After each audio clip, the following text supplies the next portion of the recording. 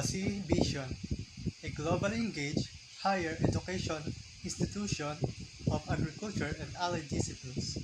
Basi Mission, provide excellent instruction, conduct relevant research, and foster community engagement that produce highly competent graduates necessary for the development of the country.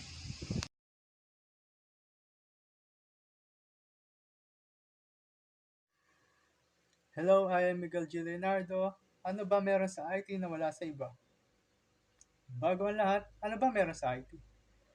Ang mga IT, magagaling gumamit ng mga resources yan, like Google, YouTube, ChatGPT. Pangalawa, ang mga IT magagaling mag-solve ng problem, algorithms, errors. Ah, kung mga sinabi ko ay kaya namin isolve, love life mo pa kaya?